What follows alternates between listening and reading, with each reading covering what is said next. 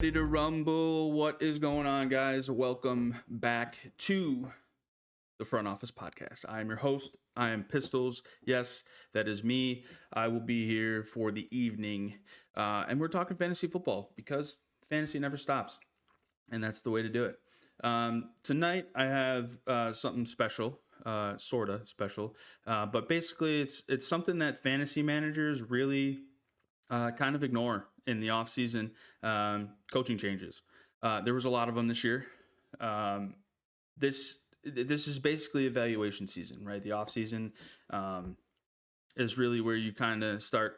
Well, or for me anyway, because I'm a fantasy football fanatic, I start thinking of who are the new head coaches, where did they come from, what is their philosophy and their scheme um, in their new systems. Um, Off-season edges are created now, man. I'm telling you that with these coaching changes, it's a big deal, especially for fantasy players. Um, Speedy, appreciate you, buddy. Um, we draft roles. I know it's really hard to not look at the stats from last year, but that's one of the things that goes into drafting fantasy, winning fantasy rosters. I've won my fair share of leagues, but coaching changes matter just as much, and that's what we're tackling tonight. Um, you know, the coaching scheme creates the value for a player, right? Are they pass heavy? Are they run heavy? Are they defensive minded coaches? Are they offensive minded coaches? All of those things go into um, evaluating your fantasy football rosters. The biggest thing every year we see coaching changes happen in the NFL, whether it's 4 teams or 10 teams like it was this past season. They happen. It's an inevitable um, phenomenon that happens across the league. Sometimes it's a coach that you don't expect. Sometimes it's a coach that you absolutely expect. Um, sometimes it happens mid-season. You don't ever see it coming. Uh, Kind of in the case of the Titans this year. Um, 10 teams, as I said, 10 teams kind of changed their identities a little bit here. The Cardinals, the Falcons, the Ravens, the Bills, the Browns, the Raiders, the Dolphins, Giants, Steelers, and Titans. Those are the 10 teams that um, changed head coaches. Now, the biggest one for me, okay, is the Ravens Giants kind of swapping coaches a little bit, sort of. Ravens fire John Harbaugh after not making the playoffs um, with Lamar Jackson and company. You have Derrick Henry, you have Lamar Jackson. They kind of lost their identity a little bit throughout the season. Derrick Henry, we saw the immovable object fumble a little bit, have some fumble troubles in the beginning of the season, and it cost him a big game. Against the Bills week 1, and then the following weeks after that, he fumbled in each of those games, and they kind of got away from it a little bit, I think, and having Derrick Henry on your roster is not a guy that you do not want to get the football. For some reason, throughout the middle of the season there, they struggled a little bit. I know Lamar Jackson got hurt for a while there. But John Harbaugh is a very good head coach in the league. We saw him win a Super Bowl with Joe Flacco. And Joe Flacco is still around somehow. But Super Bowl winning quarterbacks usually tend to stick around for a while. But John Harbaugh gets fired. The Giants end up firing Brian Daboll, and the Giants didn't let John Harbaugh be jobless for very long. I think they brought him in and hired him on the spot, basically. John Harbaugh is an incredible coach. He's going to come in with great young talent with Jackson Dart and Cam Scatterbo when he gets back from his injury. They had some guys step up in the Malik Neighbors injury with Darius Slayton and Wan'Dale Robinson. Appreciate you, Squalls. Welcome to the show. Welcome in. We're episode 2. We're talking coaching changes and why they matter for fantasy football. So listen in. But the Giants got rid of Brian Daboll, which was actually kind of a shocker to me, uh, to be honest with you, because he did just bring them to the playoffs the last season, um, with Daniel Jones, who we saw take on a new role in Indianapolis, who played very very well there. Uh, Unfortunate for his injury, a lot of injuries this year kind of made some teams look stagnant a little bit, and the Ravens were one of them. They were pretty much nothing with John with Lamar Jackson and or without him, I should say. They still weren't giving Derrick Henry enough opportunity to run the ball. Um,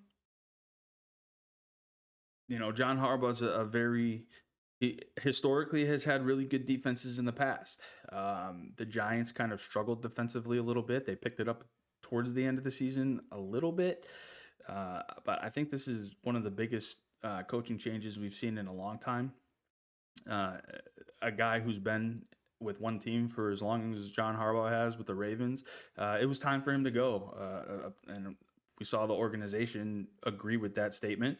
They had another, they missed the playoffs this year, but in the previous years they went to the playoffs and ultimately flamed out in the first round. They couldn't get past that hump, and with a roster as talented as the Ravens have, they basically just they shit the bed. Yeah, Franzi, I agree. They lost games giving up on Derrick Henry, not running the ball. I mean, he's already been a workhorse running back in this league. When he was with the Titans, again, they went to the playoffs with Mike Vrabel, and Derrick Henry was a big part of that. I remember the year that he got injured. I think he had like 900 yards rushing in like the first 8 weeks. He gets hurt, misses the rest of the season, and still finished in the top of running backs that year because of his production. He's one of those freak athletes that you really just you can't not get him the ball. He's one of those guys that is very durable, and he doesn't show any signs of slowing down. Now the Ravens they hired Jesse Minter. Don't know really too much about him, but I mean John Harbaugh, he's got a cakewalk of a roster there in New York. Malik Neighbors is going to come back. Cam Scadaboo is going to come back. He's got Jackson Dart, who played very, very well his rookie season after coming in after week 4. So it's interesting to see the scheme change over there and who's really going to benefit in that offense. If John Harbaugh can get the Giants back rolling like he did with the Ravens, and Cam Scadaboo should be a huge part of that offense. I have no problem drafting him anywhere. And Malik Neighbors is going to come back healthier and stronger than ever, as these guys tend to do after major knee injuries like he had. Torn ACL. We've seen a lot of those this season, and we've seen guys come back better than ever after that type of injury. But the Giants, like I said, they got rid of a guy, Brian Daboll, after bringing them to the playoffs the previous year, and we saw Brian Daboll really kind of unlock the talent of Josh Allen in Buffalo. And in my opinion, the Giants really, I don't know if they heard that John Harbaugh was going to be available, and they decided to let Daboll go. I know the Giants didn't really have that great of a season. I think they only won like 4 or 5 games. I could be wrong on that. I'd have to look it up, but you get the point. The Giants are just really really benefit from John Harbaugh being there, and with that young roster, Harbaugh has no problem getting them back to their winning ways, and it'll be nice to see one of the New York teams do anything. As a Bills fan, I love seeing the Jets fail time and time again, and I can't wait to see them fail again this season. Which, speaking of Brian Daboll, brings me to my next point. Robert Saleh gets the Titans head coaching job. That's a really good hire for them. And he brings in Brian Daboll as their offensive coordinator. They have a really young roster as well. And we saw what Brian Daboll can do with young rosters, as we saw with the Bills early on in Josh Allen's career. Kind of unlocked his potential there. We really saw Josh Allen come into his own. I expect the same for Cam Ward. Cam Ward is a big body quarterback. He's tall, he's fast. He was a rookie last year and really didn't expect to do anything last year, and they fired Brian Callahan after like 3 games. So bringing in Robert Saleh, who's a defensive-minded head coach, with pairing him with Brian Daboll, who's very offensive-minded as he comes in as the OC, and that's a perfect role for him. With those young guys on the outside, with DK and Io Manor, if they can clear some cap space and get rid of Calvin Ridley, they might be onto something. They could really unlock Tony Pollard as well. They're going to be a very well-rounded offense, in my opinion, with Robert Saleh coming in and kind of fixing the defense, who showed some great flashes at the end of the season last year. They sit in the 4th spot to draft, and I think they have of course they have a plan. In my opinion, they don't need a quarterback. They need a lot of other things. So get all the draft capital you can for that 4th pick. Titans are on the rise. And of course, being down here in Nashville, it's just going to make the city go insane. And when the Titans do well, the city buzzes. So expect a lot of people down here, especially with the teams that do travel pretty well. There's a good mix of Titans fans and whoever the opposing team is when they're at home. But the scheme and philosophy shift is really the point when it comes to fantasy football as well. And like I said before in the opening statements, it's a thing that fantasy managers really overlook. You don't everybody wants to draft based on stats. And really that's kind of the wrong way to do it.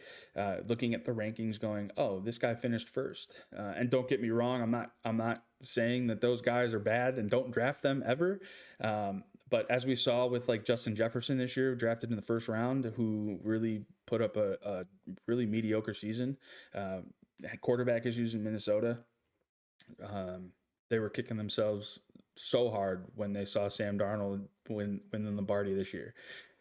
But the Titans are on the rise, and I expect those guys to be heavily involved, and Cam Ward will really kind of take that step forward. And I think Robert Saleh is the guy to bring him there. And if he has Brian Daboll on his side, sky's the limit for Cam Ward and the Titans this year. Bringing, like I said, they have some really young wide receivers that they brought in who played really well down the stretch. We saw those guys really kind of take on their role in the offense. A couple slot guys, like I said, get rid of Calvin Ridley, save some money on the cap there. Bring in a guy that might can take the top off of defense. And that's really kind of Brian Daboll's philosophy is we saw a lot of deep throws from Josh Allen when he was there. It kind of slowed down a little bit when he left and Joe Brady took over. But Brian Daboll's the guy to do it. He's gonna, Cam Ward has a rocket arm. I don't know if anybody ever saw his combine highlights or anything like that. I mean, the guy's throwing like 60, 70 yards down the field. It's crazy. Fez, appreciate the follow. But speaking of Brian Daboll and the Bills, Sean McDermott gets fired after the Broncos game. That might have been probably a long time coming. I think a lot of Bills fans wanted it 3 years prior. But Fez, I'm good, man. Appreciate you being here. It was time for the Bills to make a change. I think the timing with everything, with the new stadium opening up there, is really unfortunate for Sean McDermott. You'd like to see a head coach who's been there for a while kind of take on a new role in the new stadium. But Joe Brady brought MVP status to Josh Allen, so that's nothing to discredit. Joe Brady comes from LSU, where they won a national championship with Joe Burrow and company down there. But really, the Titans, I wouldn't be afraid to draft Titans players this year, based on Robert Saleh, and um, I know he had a rough go as a head coach in New York, with the Jets, but I think everybody has a rough go with the Jets, and that really doesn't that really doesn't um, dictate like how good of a coach he actually is. I mean, he dealt with a lot of injuries on defense when he went back to the San Francisco 49ers, and they made it to a pretty deep run into the playoffs. Ultimately, they got smoked by Seattle, which is not surprising. Seattle did that to a lot of teams, but for what he had, um, it, it's a great fit for the Titans, with a great young team and two new guys coming in. Um, one of my sleeper coaching changes too is Mike Tomlin, resigning from the Steelers position after they got bounced from the first round of the playoffs. Um, that was tough to watch, and tough to listen to. Mike Tomlin is a very good head coach. Has a Super Bowl with Ben Roethlisberger, um, and he's a very defensive minded head coach. When they bring in Mike McCarthy, who's a very offensive minded head coach, won a Super Bowl with Aaron Rodgers, who is their quarterback. I expect good things from Aaron Rodgers if he decides he wants to stay in the league. He didn't have that bad of a season. People just I think people just don't really like Aaron Rodgers anymore. I don't know if they ever did. Um, but having a coach that he's familiar with, and the scheme that Mike McCarthy runs, um, I expect good things from DK Metcalf this year. I expect good things from Aaron Rodgers this year. They had two really good running backs that they altered, and I think Kenneth Gainwell ended up finishing in like the top 5 of running backs, in fantasy football. So having that shift in defense to offense, they say defense wins championships, and I don't disagree there. But also offense does too. If you can score more points than the opposing team, regardless of who their defensive coordinator is or who their head coach is, if they're defensive minded, offensive minded, you're going to win the game. Obviously, that goes without saying. But if you can get a guy in here who has been to the top, who knows what winning is, um, then the sky's the limit for them too. I really like the hire for the Steelers. But like I said, all these changes matter when you're looking at fantasy football, uh, come draft season. What coaches went where, and what scheme that they draw up for the new year. And like I said, with Aaron Rodgers already having some familiarity with Mike McCarthy, I mean, there's no telling what those two can do. I know that it wasn't really a big falling out between them. It was when Matt LaFleur came in and drafted Jordan Love that where Aaron Rodgers kind of turned into a douchebag. Uh, whether you like Aaron Rodgers or not, he's still a great quarterback. He's got back-to-back MVPs. I think he's got 4 or 5 total. Um, if he plays one more year in the league under Mike McCarthy just to see what happens, then expect the Steelers offense to be a lot better than they were last year. Um, one one of the coaching changes that I didn't really I found surprising and interesting was the Dolphins when they fired Mike McDaniel, who's a great offensive minded head coach, by the way. I think he found an offensive coordinator job somewhere, or if not, he should. They brought in um, Jeff Hafley.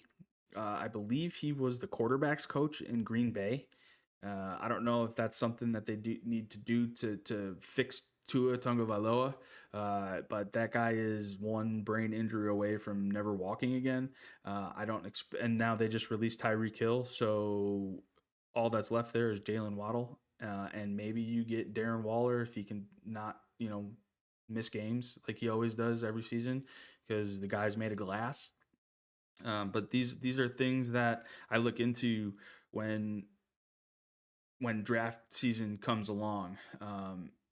I wouldn't draft anybody from the Dolphins unless it's Devin Achane, who is pretty much their entire offense. He's the running back. He's the receiver. He is one of the top running backs in the league, but that's only because they don't have a quarterback who can throw down the field or stay healthy at all.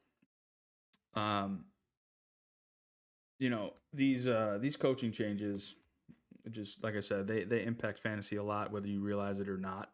And that, like I said, that's the purpose of the show. Is we're gonna dive into the philosophy and how the off season, how you should be thinking in the off season when come draft day.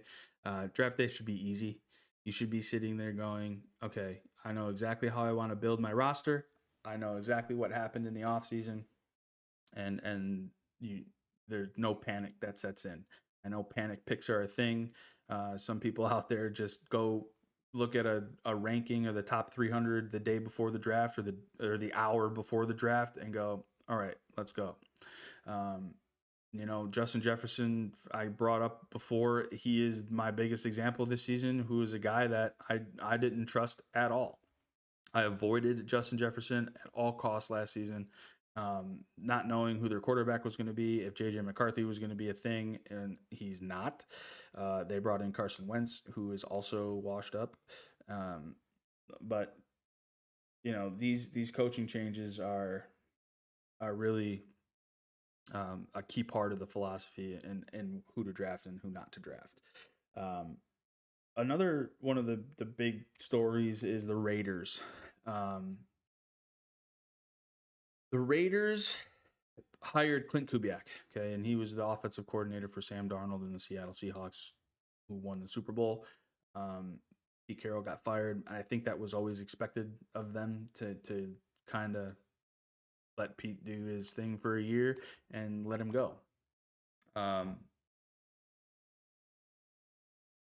really like the fact that they brought in a guy who has been like I love when teams bring in coaches who know what winning feels like. If you have a team that or have a guy that knows how to handle the pressure of being on top of the league, that really bodes well in the locker room. It's a guy that you can automatically respect off the bat, regardless of how long your previous coach has been with an organization.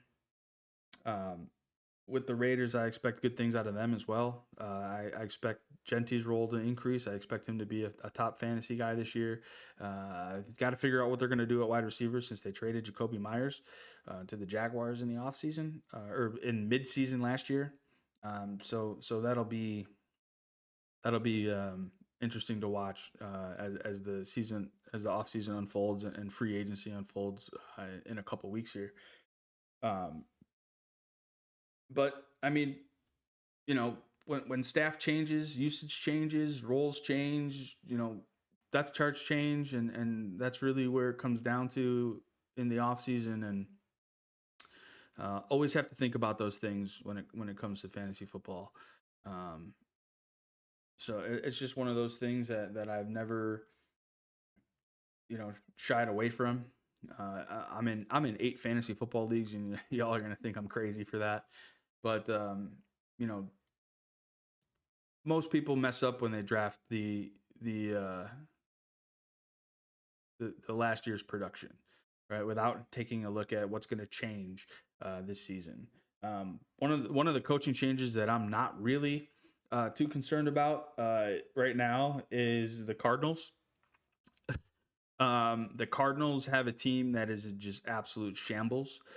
They have no idea what they're doing at quarterback, whether they're going to keep Kyler Murray, whether they're going to roll with Jacoby Brissett. But it's just one of those teams that I don't really feel the desire to draft anybody outside of Trey McBride, who was their entire offense last year, the only tight end over 1,000 yards. And he led the league for tight ends and touchdowns. That production is not going to stop because it can't. And what I mean by that is that if he doesn't do what he did last year, they will fail again. They brought in Mike LaFleur. who I believe is Matt LaFleur's brother, but he was the offensive coordinator with the LA Rams, who obviously you saw bring Matt Stafford a well-deserved MVP this year. Guy threw for like 45 touchdowns. I think 14 of them went to Devontae Adams. Another 10 of them went to Puka Nacua. They have a really good running back room in Kyron Williams, and Blake Corum really showed some improvement this year. So if Mike LaFleur can bring in some of that offensive genius that he brought to Matt Stafford this year, then I think the Arizona Cardinals could be fine. But they're just a team that I don't ever worry about, especially now, firing Jonathan Gannon and hiring Mike LaFleur. That's just a situation you have to watch. I guess if you're desperate, you can draft Marvin Harrison Jr., who is lazy, in my opinion. Also can't stay on the field. Has some drop issues. So, those are the things that we need to watch for.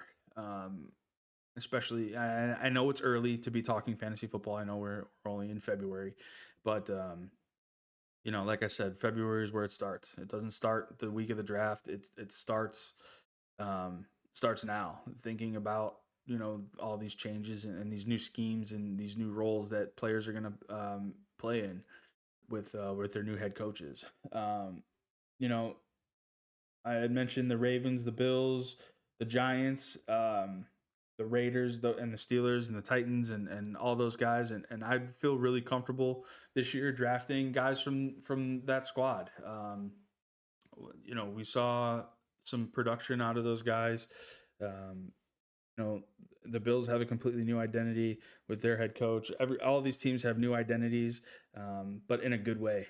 So, with all these changes going on in the league, it's really good for fantasy, for value of some teams that maybe you didn't think had some fantasy value last year, like the Titans.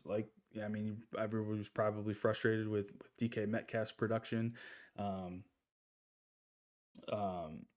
And if you drafted Kyler Murray or any of those guys on the Cardinals, you were probably really frustrated. You're probably going to be frustrated again until they figure out what they're going to do there. Draft is coming up in April. Free agency starts in March. So we're really just going to see these teams kind of really shape the identity that they want to be moving forward in the league. So, it's just one of those things. But I will buy into the Titans. I'll definitely buy into the Steelers. Of course, I buy into the Bills because I'm a Bills fan, and that's part me being a bias towards them. But I really do think Joe Brady has what it takes to be a head coach in this league. He does know what it's like to win. He's been there. And as I said, with your head coaching decisions, guys who come in and know how to win, it's really it's a really strong. I'm trying to think of the word. I have a word in my head that I'm thinking about, but either way, coaching matters. Coaching changes and scheme philosophies and these are teams that you, like I said, might not have thought about drafting anybody. The Ravens still worry me because, like I said, I don't really know much about Jesse Minter. I think they brought him in from the Chargers. But when you have a team as talented as the Ravens are, and you're losing games, that's just unacceptable. I might still draft Derrick Henry if he sticks around, which I haven't heard anything that he's planning on retiring or stepping down or however you want to phrase it. But yeah, that's just the way it is. But I appreciate y'all for being here. This is the Front Office Podcast. Like I said, I am your host, Pistols. We are live every Sunday and Tuesday at 7 p.m. Central Time, 8 p.m. Eastern Time. I appreciate you guys for being here, and we'll catch you on the next show. Uh, Thank you guys.